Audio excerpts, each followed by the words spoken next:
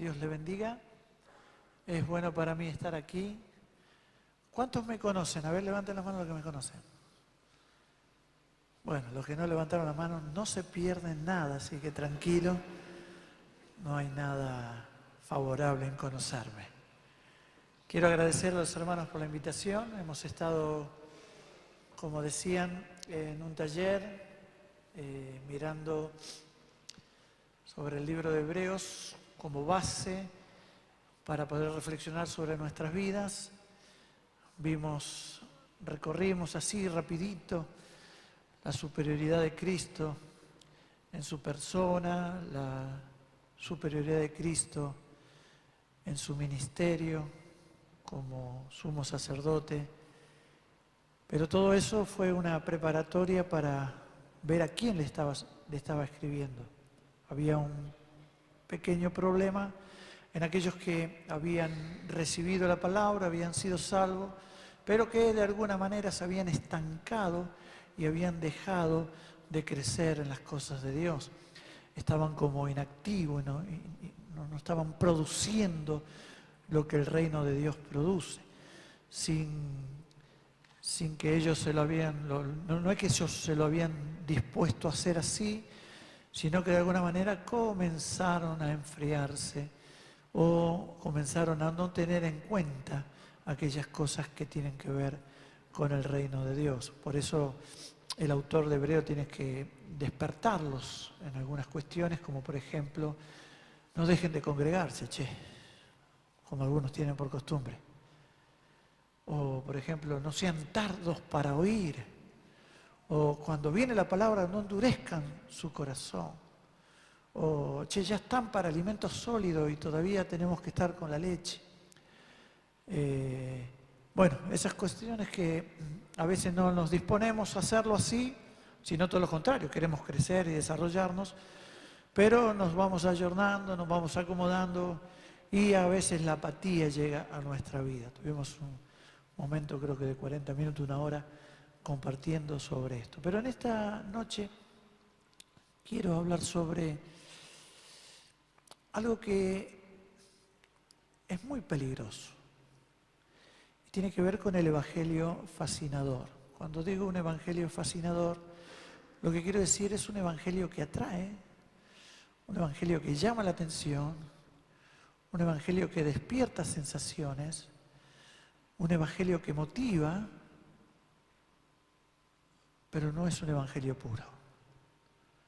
No es un evangelio productivo. No es un evangelio provechoso. No es un evangelio poderoso. Estoy tratando de buscar P para, si usted anota, así se queda todas las P del evangelio, que no transforma vida, que entretiene pero no cambia. Un evangelio que no está centrado en Cristo Jesús. Es un evangelio que llama la atención, que atrae. Es un evangelio popular. Es un evangelio acomodado a las necesidades de la gente. Es un evangelio que no compromete a la gente. Y no es nuevo, ya se venía viendo de alguna manera, pero yo voy a pedir si pueden poner una placa que yo no sé dónde están los chicos. ¿Dónde están? Ahí están, perdón. Si pueden poner algo que fue escrito por William Booth, quien fuera el fundador del Ejército de Salvación. Él dice: los principales peligros que confrontan el nuevo siglo van a ser esto. Va a ser una religión sin el Espíritu Santo, una cristiandad sin Cristo, un perdón sin arrepentimiento, una salvación sin regeneración, una política sin Dios y el cielo sin el infierno.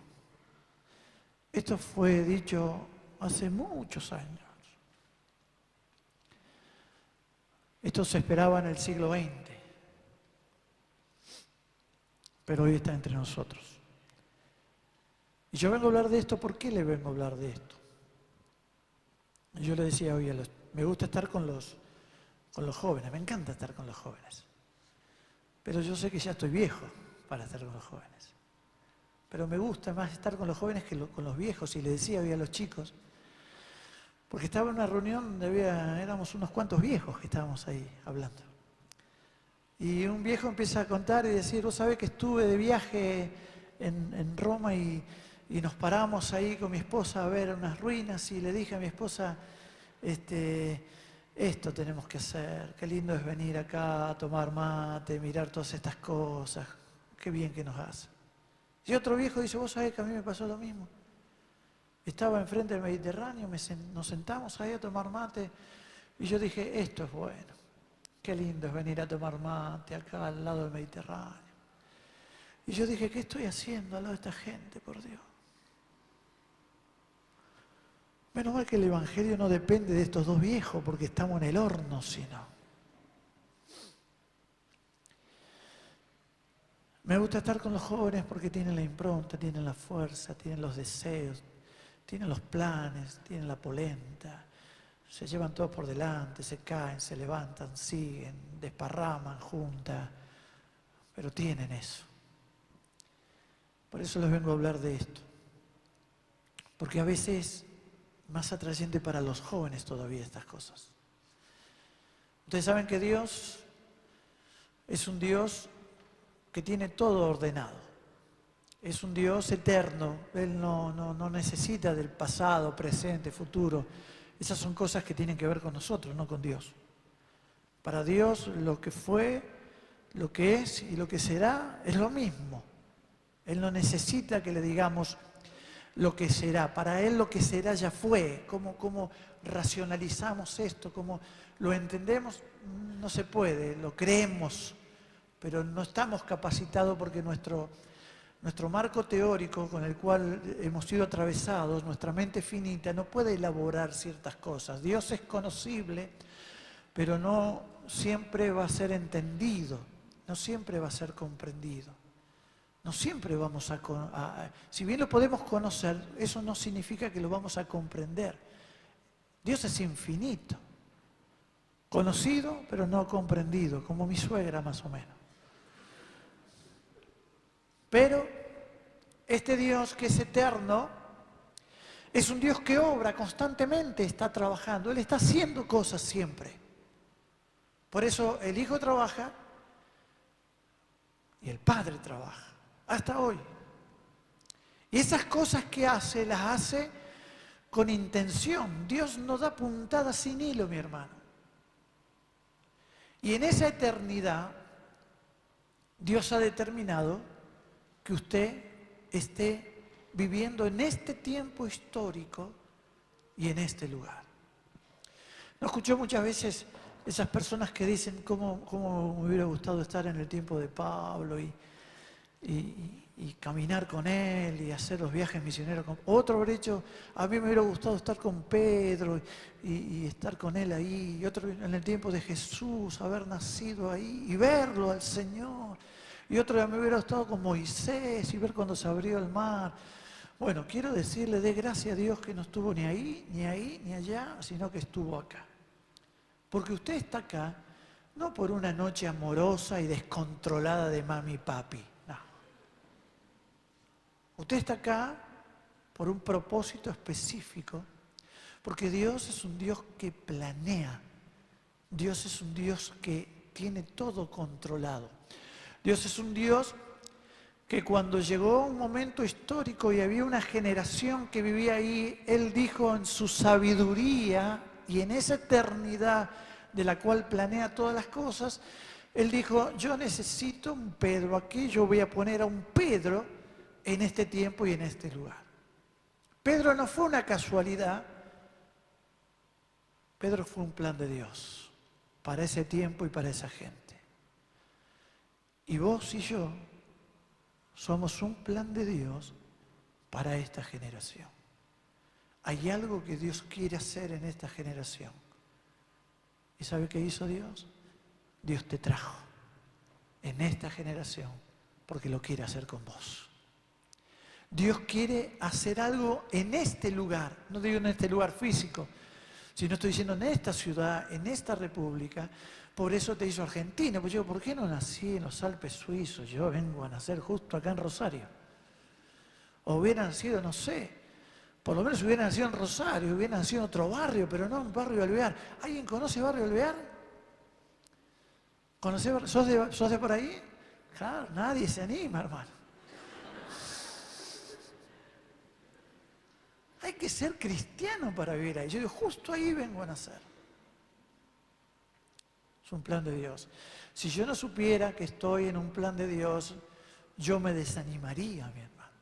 Si yo no supiera que estoy en los propósitos de Dios, mi vida no tendría sentido. Dios es un Dios que obra y obra con un propósito. Cuando Dios obra en tu vida es porque algo está haciendo y lo que está haciendo es porque algo va a hacer. Por eso te puso aquí y estamos viviendo en un tiempo donde hay una urgencia, hay una necesidad. Hoy estamos viviendo en un tiempo de mucha necesidad espiritual. Estamos viviendo en un tiempo donde urge una respuesta.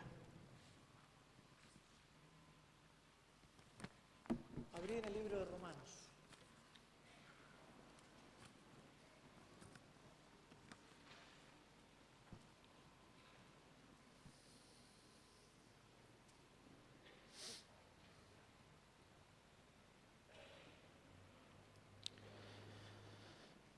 Tu vida tiene sentido y el sentido de tu vida se lo ha dado Dios.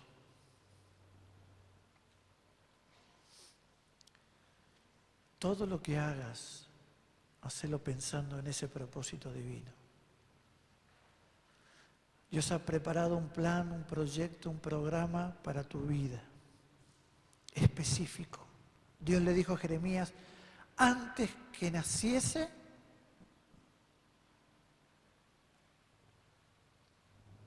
¿qué dice? Tenemos el seminario bíblico de fe, estamos estudiando la palabra, los invitamos. Antes que naciese, te conocí. No había nacido y Dios lo conocía. Pero no solo te conocí, antes de que naciese, te santifiqué, te aparté. Y antes de que naciese, te di por profetas a las naciones. Él no había nacido y Dios ya lo había conocido, lo había apartado, lo había puesto en el ministerio. Solamente faltaba que llegara el tiempo histórico en el cual Jeremías tenía que ser introducido en el mundo. Y llegó el tiempo y vino Jeremías. Y Jeremías fue un hombre exitoso, profeta, 50 años, casi 50 años sirviendo al Señor. Cada vez que hablaba, cobraba, porque él también cobraba. Pero cobraba de otra manera, no como cobran ahora. A él le daban para que tenga, para que guarde y para que archive. Llegó un momento que dice, no quiero hablar más, le dice a Dios. Sin embargo, había un fuego en él que no lo podía soportar. Y ese fuego tenía que ver con el propósito de Dios en su vida. Por eso él había sido llamado para servir a su generación. Y Dios lo había preparado de antemano. Su vida tenía sentido y el sentido se lo había dado Dios. Tu vida tiene sentido porque Dios le dio sentido a tu vida. Por eso te programó y te hizo para que vos funciones 100% en el propósito de Dios y no en otra cosa. 100% solo en el propósito de Dios. Porque fuimos hechos para responder a ese programa y a ese propósito. De manera integral fuimos hechos para eso. El Creador nos hizo para eso. Por ejemplo, cuando alguien crea no sé, un tractor, una cosechadora, ¿Fue creada con qué eso? Con propósito. ¿Para qué fue creado? Para trabajar en el campo. Y cuando hicieron un Audi 5, ese Audi 5 fue hecho también con propósito. ¿Me está entendiendo? ¿Para andar en el campo? No. ¿Para dónde fue hecho? Para andar en la autopista. El Audi 5 tiene velocidad. El tractor tiene fuerza. Es decir, los dos pueden llegar a valer iguales, pero los propósitos son distintos. Ahora, si yo le digo a mi esposa, mira mi vida, prepárate que nos vamos de viaje, agarro el tractor, me subo, pongo las valijas y nos vamos con el tractor en la autopista. Ella me va a decir, escúchame, gastaste millonada de pesos para comprarte esta porquería. Porque para ella, ¿qué va a ser eso? Una porquería. Porque ¿cómo está? Está desenfocado. No fue hecho para ese propósito. Y si usted compró un Audi 5, no enganche un arado y le dé con el Audi 5. Porque si el terreno está hablando, se va a quedar ahí y va a quedar patinando. Eso es lo que nos pasa muchas veces. Estamos desenfocados. Fuimos hechos con un propósito y un programa eterno de Dios. En la eternidad Dios nos hizo. Nos introduce para cumplir ese propósito. Fuimos preparados para ese propósito. Estamos integralmente preparados para ese propósito. Desde nuestro cuerpo, desde nuestras emociones, es decir, desde nuestra alma. Fuimos preparados para eso. Y a veces nos quedamos patinando. ¿Qué es lo que pasa? Es que me desenfoqué. No estoy en el centro de la voluntad de Dios. No estoy en el programa que Dios determinó para mi vida. No estoy haciendo lo que Dios quiso que hiciera y para eso me preparó. Yo veo a muchos creyentes patinando, a muchos Audi 5 andando en el campo y veo muchos tractores molestando en la autopista. Desenfocados. Por eso quiero decirte, tenés que buscar el programa de Dios para tu vida, porque fuiste hecho para actuar 100% en ese programa. Tenés todo lo que necesitas tener para que ese programa sea hecho.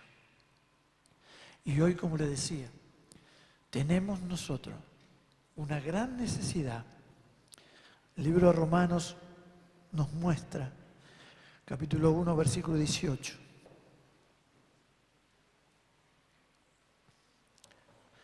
Porque la ira de Dios se revela desde el cielo. Yo no tomé la hora que empecé. Y me dijeron que tenía media hora. No sé a qué hora empecé. ¿A qué hora termina? Dígame, no sé. No me digas así porque son las 4 de la mañana y estamos acá. 10:30. Porque la ira de Dios, dice, se revela desde el cielo contra toda impiedad e injusticia de los hombres que detienen con injusticia la verdad. Pues lo que de Dios se conoce le es manifiesto, pues Dios se lo manifestó. Pues las cosas invisibles de Él, su eterno poder y deidad. Lo que está diciendo acá es que hay una ira de Dios que se está revelando desde el cielo contra el hombre, contra toda impiedad y toda injusticia que se levanta. El problema es que esa impiedad y esa injusticia está siendo llevada por el hombre. El hombre está bajo la ira de Dios. El hombre está sumido, está de alguna manera atado, está dentro del pecado. El hombre, por causa de ese pecado, está condenado. Y por cuando está condenado, tiene la perdición eterna. Ahora, esto parece un concepto teológico, hermano, parece un concepto doctrinal. Y lo es, pero va mucho más, tiene un valor práctico tristísimo. ¿Usted tiene parientes, primos, mamá, papá, cuñado, que no conoce a Cristo? ¿Sabe qué significa eso? Que está bajo la ira de Dios. No es un concepto teológico para poner en un pizarrón. Es un problema del hombre esto. El hombre sin Dios está muerto, está bajo la ira de Dios, está condenado, le queda como respuesta solamente la condenación eterna, le queda la muerte eterna, le queda estar por la eternidad en el infierno. Recuerdo una vez, llaman a la congregación para hacer había partido una persona y llama para hacer un servicio y me llaman por teléfono y yo voy. Y no conocía a la persona. Y le digo, no lo conozco. Entonces trato de hablar con un pariente y nadie me conocía. Y digo, ¿qué hago acá?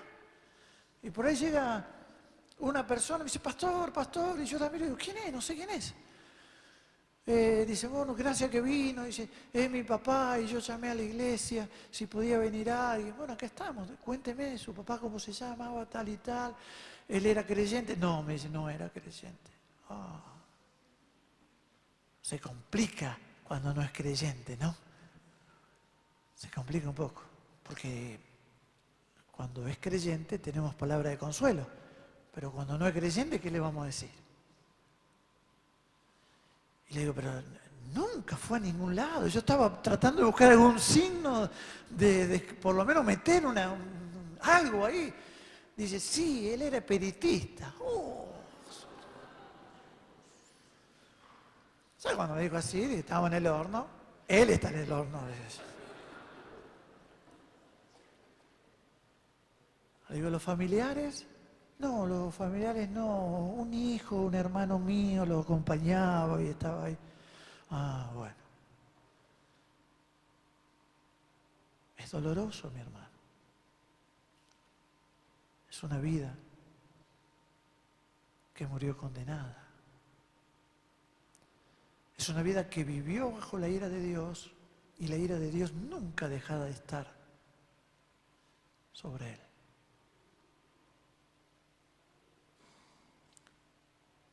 Ya no había Maitín, no sé qué se podía hacer por él.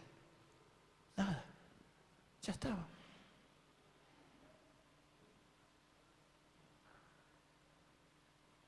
En una oportunidad, un joven, no llegaba a 30 años, por terribles problemas de droga, tenía una conducta que no era conveniente, atado por las drogas, la madre desesperada. Ese chico se pegó un tiro. Nosotros sentimos tanto dolor, hermano. Porque no es un chico que se pegó un tiro. Es alguien que perdió la salvación. No es un número más. Entonces tenemos que tener conciencia que no estamos acá. Gracias, querido. No estamos acá porque mamá y papá se portaron ese día. No. Estamos acá porque Dios quiere que el Evangelio sea predicado. Estamos acá porque Dios quiere que ninguno se pierda. Estamos acá porque Dios ama al hombre. Estamos acá porque hay un mensaje para transmitir. Estamos acá porque hay gente que se muere sin Cristo. Estamos acá para servir a nuestra generación. Estamos acá para que el reino de Dios sea levantado, sea mostrado y la gente pueda venir a Él. Estamos acá para que los jóvenes no tomen la droga como una opción, sino que tengan a Cristo como una opción. Estamos acá para que el Evangelio pueda ser productivo, poderoso, transformador. Estamos acá porque somos los instrumentos, somos las manos de Dios, somos la boca de Dios, somos los ojos de Dios, somos el corazón de Dios. Cuando nuestro corazón late, tiene que latir al mismo ritmo que el corazón de Dios. Cuando nosotros pensamos, tenemos que pensar como Él está pensando. Cuando nosotros sentimos, tenemos que sentir lo que Él siente. Cuando nosotros hacemos, tenemos que hacer lo que Él está haciendo. Yo no hablo por mi cuenta, dijo el Señor. Yo lo que veo hacer a mi Padre, eso hago. Dios quiere hacer algo en esta vida y nos tiene a nosotros. Hay una gran necesidad, la necesidad es que el hombre está sin Dios. Es lastimoso ver a los niños, hermano. Niños. Criaturas de 5 o 6 años atados por el enemigo. Nosotros decimos, no, estos son chicos, déjalo, el enemigo lo está haciendo pedazos, le está haciendo pedazos su mente. Hoy a una criatura de 5 o 6 años le están enseñando pornografía en las escuelitas, en los jardincitos. Porque el enemigo no para, no dice, no, vamos a respetar, vamos a ser cuidadosos, seamos prudentes, con los niños no nos metamos. No, hermano.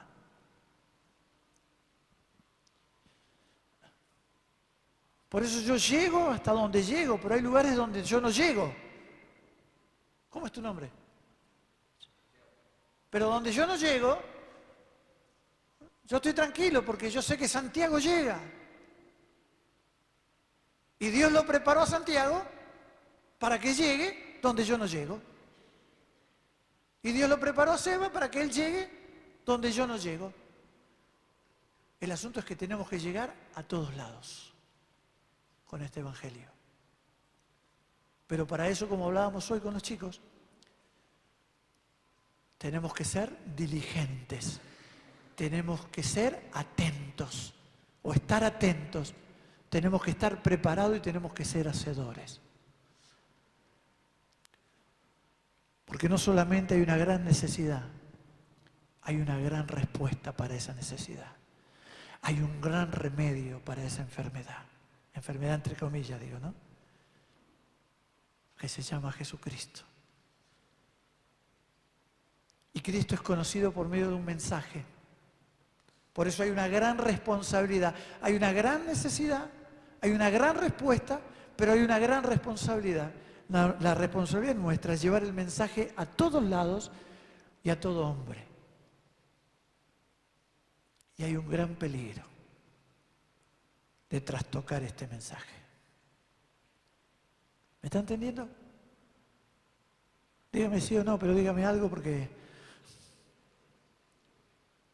hemos sido llamados por Dios con propósito. No estamos aquí por casualidad. Dios quiere hacer algo y lo va a hacer con nosotros.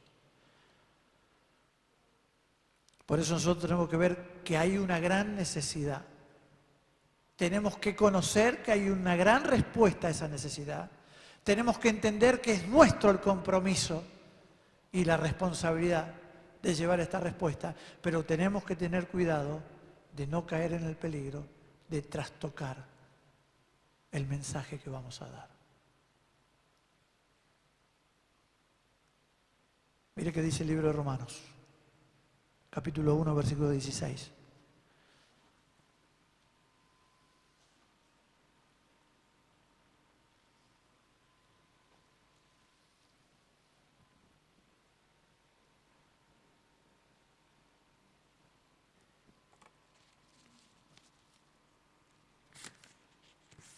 ¿Tienen?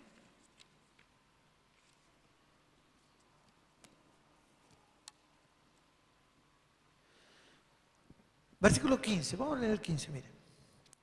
Así que, en cuanto a mí, ¿qué dice? Pronto, como los gringos, ¿ve? Que dice pronto. Pronto estoy a anunciaros ¿qué? El Evangelio. ¿Qué es lo que estaba él pronto para hacer? Anunciar el Evangelio. Perdonen la expresión, hermano. La expresión de un muchacho de barrio. Pablo no estaba en la pavada. Él no estaba en la pavada. Él sabía cuál era la necesidad y sabía que él estaba ahí como un instrumento de Dios para dar respuesta a la necesidad. Por eso dice, yo me siento deudor a sabio, a no sabio, a griego, a judío, yo me siento deudor. Y estoy pronto para cumplir con esa deuda. ¿Por qué? Versículo 16, ¿por qué? Va a explicar por qué. Porque me avergüenzo del Evangelio. ¿Y por qué no te avergonzas, Pablo, del Evangelio? Te lo explico, me dice él. Porque el Evangelio, ¿qué es? Es poder de Dios. ¿Poder de Dios para qué? ¿Me explica? Sí, es poder de Dios para salvación. ¿Y para quién es? Para todo. Para todos. ¿Para todos quién? Para todo aquel que crea. Porque es en el Evangelio donde la justicia de Dios se manifiesta. Hay dos cosas que se manifiestan. Una es la ira de Dios, pero la otra es la justicia de Dios basada en su amor y su misericordia. Y esa justicia es expresada por un mensaje. Ese mensaje es el Evangelio. Si me cambian el Evangelio, ya el Evangelio pierde su propósito. ¿Me está entendiendo? El Evangelio es poder de Dios. Y si no me avergüenzo, ¿de qué no te avergüenzas? Del Evangelio. Pero el Evangelio, que tiene su centro en Cristo, ese evangelio que no avergüenza, es un evangelio que salva, que transforma, que cambia, que justifica, que santifica, que lava, es un evangelio que prepara al hombre, es un evangelio que transforma vida, no es un evangelio que entretiene. No es un evangelio que se acomodó al hombre, es un evangelio que está presentado para que el hombre se acomode a él. Es un evangelio que no le propone al hombre hacer muchas cosas, solamente tiene que creer. ¿Y sabe qué creer? ¿Qué es creer? Creer es conocer. Para creer tiene que haber un consentimiento intelectual. Nadie va a creer algo que no conoce. Primero tiene que conocerlo. Tiene que haber el intelecto va en la fe. Tiene que haber una comprensión de las cosas. Por eso se predica. Y se predica hablando, si es necesario. ¿Entendió la ironía, no? Hablando si es necesario. Fe es esto. ¿Cómo es tu nombre, papi? Esteban. Esteban me dice, mira, yo tengo un serio problema, un problema tremendo. O sea que no consigo trabajo, estoy descomunicado, me quedé sin mis clientes, se comunican ellos uno a otro y yo no me puedo comunicar. Y yo le digo, pero, ¿cómo me dijiste? ¿El nombre? Esteban. Y yo le digo, pero Esteban, por favor, Esteban, yo tengo algo para contarte. Yo te voy a hablar de las virtudes de aquel. Viene a ser el teléfono. De las virtudes de aquel. Es la respuesta para tu problema. Vos con esto, y yo le comento las virtudes del teléfono y cómo con el teléfono él soluciona su problema. Y él me dice, ¿cómo hago para tenerlo? Ah, te lo ofrezco. ¿Lo querés? Ahí está, él. Es una broma este, ¿no? Hombre de fe había sido Esteban, ¿eh? Eso es creer. Creer es conocer, porque si no conocen, ¿cómo van a creer? Creer es conocer algo. Y para que conozcan, ¿nosotros qué tenemos que hacer? Tenemos que explicarlo, mi hermano, tenemos que hablarlo. Tenemos que ir con un mensaje entendible. Porque si yo le voy con un mensaje técnico a él del teléfono, no va a entender nada. Imagínense si me encuentro con un joven y le digo, ¿sabés cuál es tu problema? Que estás muerto. Sí, pues yo no estoy muerto. Vos estás muerto. En tus delitos. ¿En dónde dice? En tus delitos. Vos lo que tenés que hacer es salir del mundo. Oh, el tipo dice. ¿Salir del mundo? Sí, tenés que salir del mundo. Porque vos estás siguiendo la corriente de este mundo, que tiene electricidad este mundo, dice. Y yo te puedo decir cómo tenés que hacer. Porque vos sabés cuál es el problema. El problema es la concupiscencia que está dentro tuyo. Oh, el tipo se piensa que tiene un virus adentro, no sé lo que... Así que yo te vengo a ofrecer algo. Vos te querés entregar, mire, si ese, ¿cómo no se va a entregar el tipo? Después de todo lo que le dice, este está loco, dice, me dice que estoy muerto, que tengo que salir del mundo, no sé qué es lo que tengo adentro, así no van a entender nada, mi hermano. Y después le digo, no importa si no entendés, vos repetí conmigo. Y el tipo repite como un loro, y no tiene idea de lo que hace. Por eso, de la manera que habéis recibido al Señor, andad en Él. Y algunos andan como andan por eso. Dios nos dio un mensaje, tenemos que darlo de manera entendible. No podemos ser tan teólogos a la hora de compartir el Evangelio, hermano. Yo después vamos a ver algunas cosas. Me dan 5 minutitos más. Jesús era un hombre sencillo. Que decía, el sembrador salió a sembrar. ¿Qué tengo que hacer para... ¿Quién es mi prójimo? Bueno, vos sabés que había un hombre que iba caminando. No es que le dijo, porque vos sabés que resulta que el verbo tiene un sustantivo que va al lado del adjetivo, que tiene el sujeto que toma el control y hace de la oración. Y... Está todo bien, ¿no? Pero el Evangelio es poder de Dios. Y la gente lo tiene que entender. Por eso, mi querido hermano, tenemos que estar pronto para responder a la necesidad que tiene el hombre hoy. Para que Satanás no nos gane ventaja. Porque quiero decirle esto, las puertas del Hades no prevalecerán contra la iglesia. Si no lo hago yo, otro lo hará. Pero Dios lo va a hacer. Y yo sé que en cada generación Dios hace cosas. Y en esta generación Dios va a hacer cosas. Y yo quiero ser parte de lo que Dios va a hacer. Por eso quiero que me encuentre preparado, santo, como un instrumento limpio, para que Él pueda usarme, porque para eso Él me hizo. El Evangelio es poder de Dios. Yo no puedo truncar ni cambiar el Evangelio, pero hoy estamos de alguna manera siendo influenciados por distintas corrientes que no vienen al caso para hacer del Evangelio algo que no es el Evangelio. Acompáñenme y ya voy terminando, les prometo. Colosenses. En la iglesia de Colosas empezaron a tener algunos problemas. Por un lado los místicos, por el otro lado los racionales, por el otro lado los legalistas,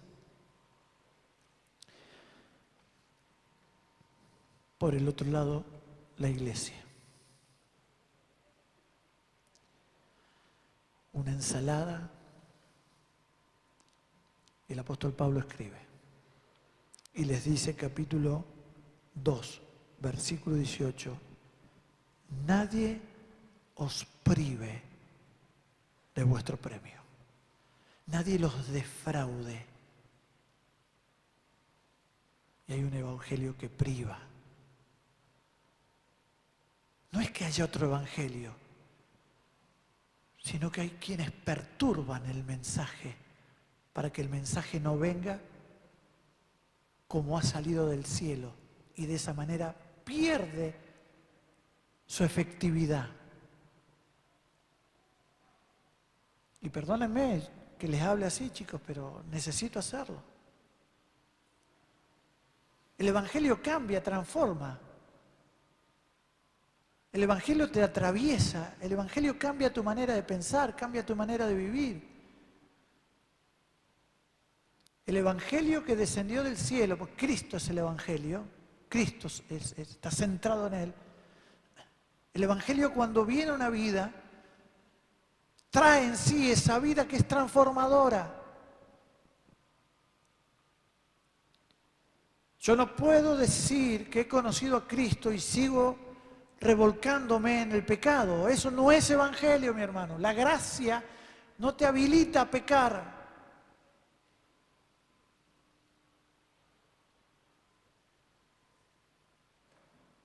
La gracia te compromete a acomodarte a la voluntad divina. Pero si sacamos una cosa y ponemos otra, la eficacia cambia.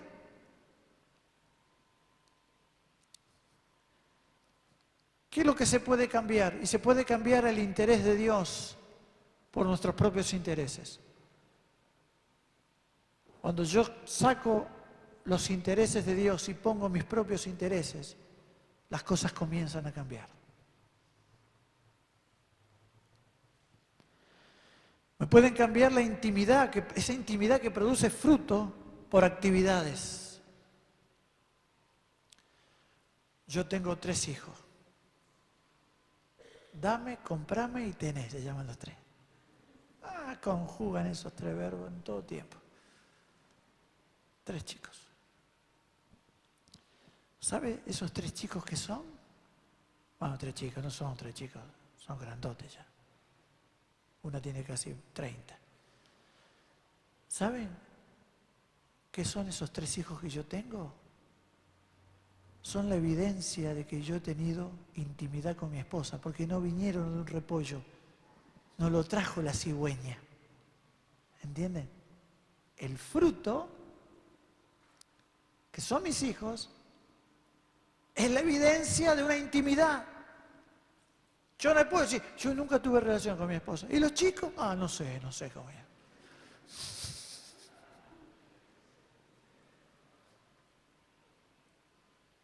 Porque lo que produce fruto es la intimidad. Si no hay intimidad, no hay fruto. Si me quitan del Evangelio la intimidad, me sacan los frutos. Me sacan la intimidad y me establecen actividades. Las actividades no traen fruto. La intimidad con Cristo trae fruto. Si me sacan la iluminación que viene del Espíritu de Dios, esa iluminación que abre los ojos de mi entendimiento para entender las Escrituras, para asimilarla, y me lo cambian por racionalismo o por intelectualismo, entonces me están privando de conocer las Escrituras. ¿Usted me está entendiendo? Cuando yo ya no le doy lugar a la iluminación de Dios sobre mi vida, sino que todo es racional, todo es intelectual, me están privando de conocer a Cristo. Y hoy viene una herejía, mire. Estamos ahí al límite de la herejía con lo que le voy a decir. Pero usted es sabio, escuche lo que le digo. Si me cambian la palabra por Cristo, tengo problema. Hay gente que le hace culto a la Biblia. Vosotros escudriñáis las Escrituras pensando que en ellas tenéis la vida eterna. Le hacían culto a la palabra. Jesús dice, pero ellas son las que dan testimonio de mí. El problema es que ustedes no quieren venir a mí. Tenemos que atender a la palabra. ¿Cómo no vamos a atender? Tenemos que estar atentos como una antorcha que alumbra en la oscuridad.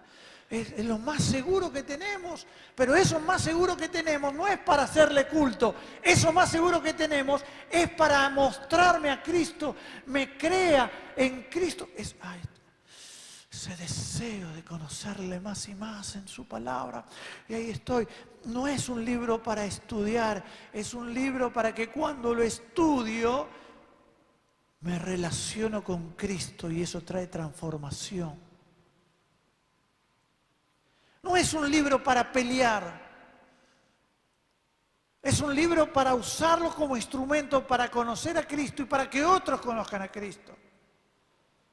Le voy a dar 2 ejemplos para que entiendan. Ahí. Usted llega a una casa, golpea y la mujer le dice, ¿qué quieres? No, nosotros venimos a traerle una palabra que va a cambiar su vida, va a transformar su vida, somos de la iglesia de acá de 2 cuadras y queremos orar por usted y queremos decirle que Dios le ama y ha hecho una obra en favor suyo. No, yo no quiero saber nada, yo soy católica. Católica. Trae el Salmo 115, lees el... No, hermano, sí, no, hermano. Porque estuvimos estudiando el Salmo 115. Lo sabemos de memoria. ¿Para qué lo estudiamos? Para revolcárselo en la cara a los católicos. Y ahí está. Y después lo contamos con una hazaña. Estuve en la casa de Juana. Viste que anda idólatra ella, bruja ella. A ver, le canté el Salmo 115, me la saqué de acá, salió el Salmo 115. ¿Y qué ganamos, hermano? ¿Para eso estudiaste la palabra? ¿Para ganar una batalla doctrinal?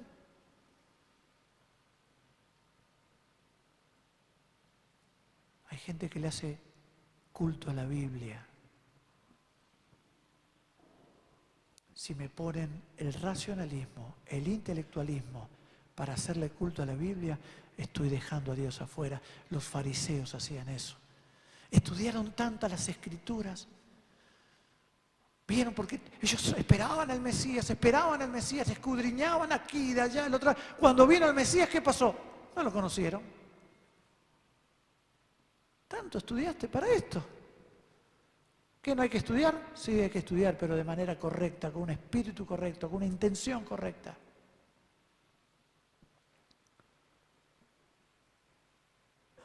Si me sacan lo que es Cristo y me ponen, me lo cambian por lo que soy yo. Hoy vine enojado, hermano, mira.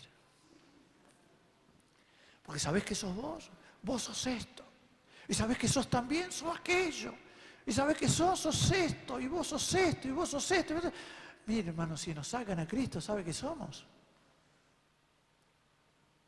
Estoy cansado de escuchar lo que somos. El Evangelio no dice lo que somos. El Evangelio dice lo que Él es. Porque yo lo necesito. Porque yo sé lo que soy. Si me sacan lo que Él es y me ponen lo que soy yo, estamos en un problema. Si me sacan los frutos del Espíritu y me ponen reacciones emocionales, entonces va a durar muy poco. Si me sacan la adoración y me ponen la música cristiana, Dios anda buscando ¿qué? Adoradores. Si sacamos de nuestra vida la adoración y ponemos la música cristiana en lugar de eso, si sacamos la verdadera libertad, esa libertad que es sobrenatural, que es propia del Evangelio, un Evangelio que libera, un Evangelio que desata, un Evangelio que cuando trae vida rompe toda atadura, y ponemos en ese lugar la engañosa sanidad interior basada en teorías psicoanalíticas. No estoy en contra de la sanidad interior, porque la Biblia no lo está. Jesús dijo, el Espíritu del Señor está sobre mí por cuanto me ha ungido para dar buenas nuevas a los pobres. Me ha enviado a sanar a los quebrantados de corazón. Es decir, pero no son teorías psicoanalíticas lo que va a dar respuesta a ese corazón destrozado. No, no. Dice, el Espíritu del Señor está sobre mí por cuanto me ha ungido con el propósito de dar respuesta a esas cosas. Pero si me sacan la unción, me sacan el obrar sobrenatural del Espíritu Santo y me ponen a los psicólogos haciendo consejería con las teorías freudianas, lacanianas, estamos en un problema, mi hermano.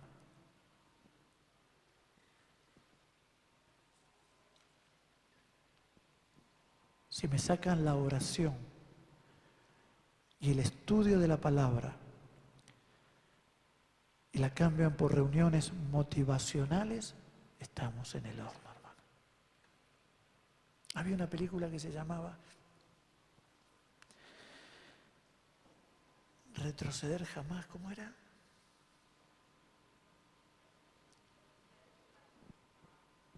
¿Cómo? ¿Cómo?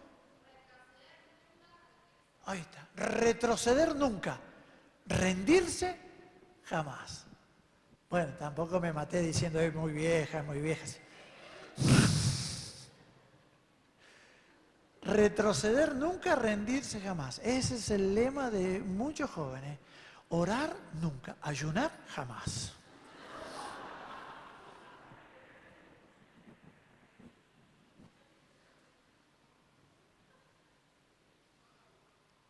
Orar, hermano, es aburrido. Un ratito. ratito. Hacemos una vigilia de última. Cantamos 78 coros, comemos 45 pizzas y oramos 5 minutos. Orar, ayunar. Tenemos que hacer reuniones más. Si me sacan los principios, si se alteran los principios, ¿qué pasará con el Evangelio, hermano?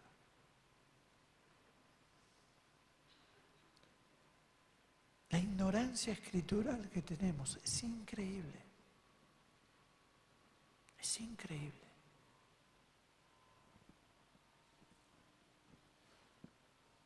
Hoy estábamos con los chicos ahí en el taller y yo les hacía 2 preguntas. ¿Cuántos creen que la Biblia es la palabra de Dios? Y les pregunto a ustedes, ¿cuántos creen que la Biblia es la palabra de Dios? Epa, ni siquiera creen que la Biblia es la palabra de Dios. La pregunta es, ¿y por qué ustedes creen que la Biblia es la palabra de Dios? Explíquenme por qué. Porque la Biblia es la palabra de Dios. Por eso, porque es la palabra de Dios. Pero deben evidencias. Aunque sea interna, evidencia que tiene la Biblia, que es la palabra de Dios. Y porque es la palabra de Dios, es así y listo. La ignorancia. Si nos agarramos con un testigo de Jehová, mire hermano, si usted ve un testigo de Jehová, no se acerque, por favor. Corremos riesgos. Porque son así chiquitos. Una vez estábamos en Funes, en una casa de fin de semana, y el dueño estaba en una reposera, esa reposera paraguaya, ahí, y golpean la puerta así, y mira el hombre y ve 2 personas con un testigo de Jehová. Y de la misma reposera le dice, ¿qué andan buscando? Dice, no, venimos a hablarles sobre la Biblia, queríamos dejarle un librito. No, yo ya conozco la verdad, le dijo el hombre desde la reposera. Y el testigo de Jehová le dice, y si la conoce, ¿por qué no hacerla predicar? Le dijo, oh, acá le clavó una botella.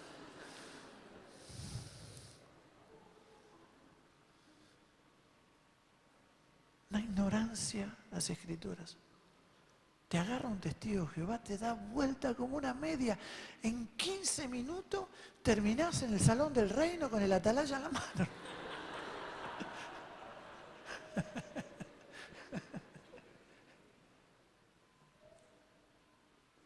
No nos preparamos.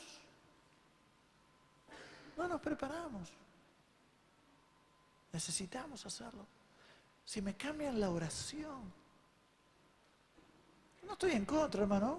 No estoy en contra de las máquinas de humo. ¿Vieron las máquinas de humo? No estoy en contra. Pero deje que del humo se ocupe Dios. Porque la Biblia dice que cuando Salomón va a inaugurar el templo, los músicos comenzaron a entonar y adoraban a Dios. ¿Y la casa se llenó? De humo. Como la casa nuestra no se llena de humo, compramos la maquinita nosotros. ¿Para qué? No, así no funciona. Eso entretiene pero no transforma.